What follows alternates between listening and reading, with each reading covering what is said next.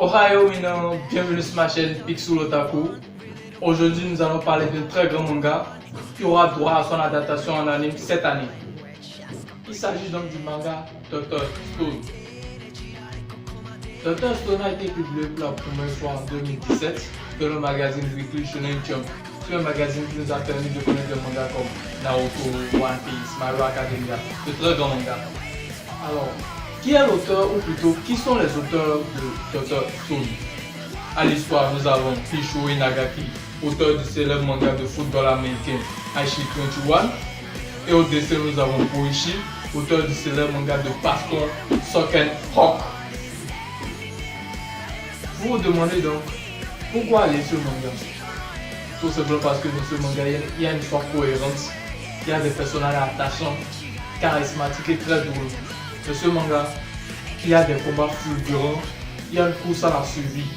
En gros, si vous aimez tout ce qui a rapport avec le bon combat, de la stratégie et de la survie, et surtout de la science, je vous conseille de lire ce manga.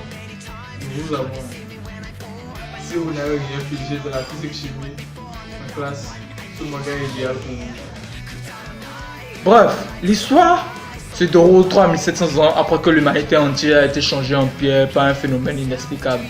Les deux seuls à avoir réussi à sortir de leur pétrification sont Senku, un génie qui maîtrise toutes les sciences, et Taiju, son ami, un lycéen idiot et loyal, disposant d'une endurance à toute épreuve.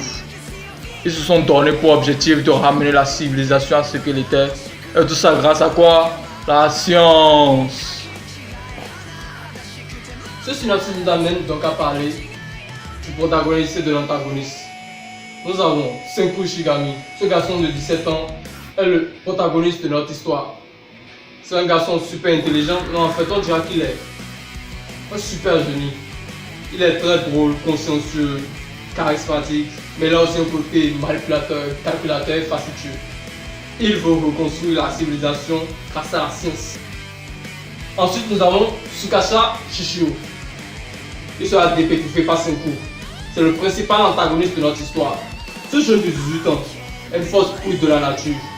Au XXIe siècle, il était surnommé le primate du lycée le plus fort. Il est très violent, mais extrêmement prudent et consciencieux de ses actes. Il déteste les humains qui contrôlent et manipulent les autres. Il veut créer une société sans progrès technologique, un nouveau monde libre de tout vice.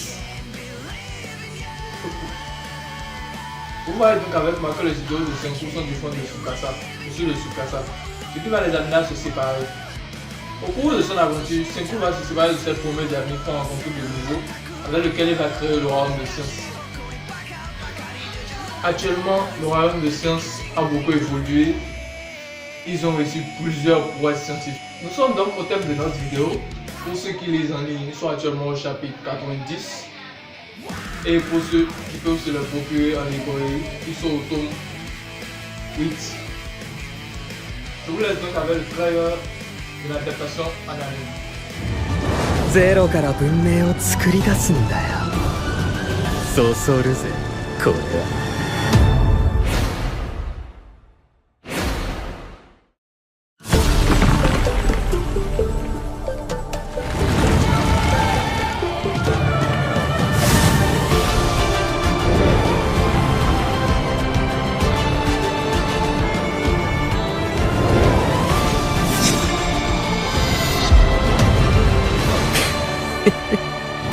そして人類が滅亡して数千年、時は来た。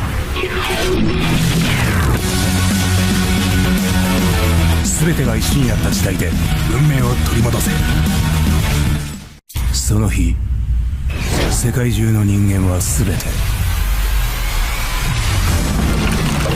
石になった。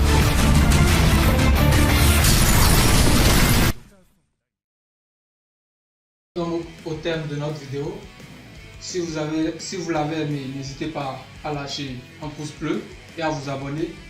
Si vous avez des questions ou des remarques, n'hésitez pas à les laisser dans la barre de commentaires. Je serai ravi de répondre. Peace.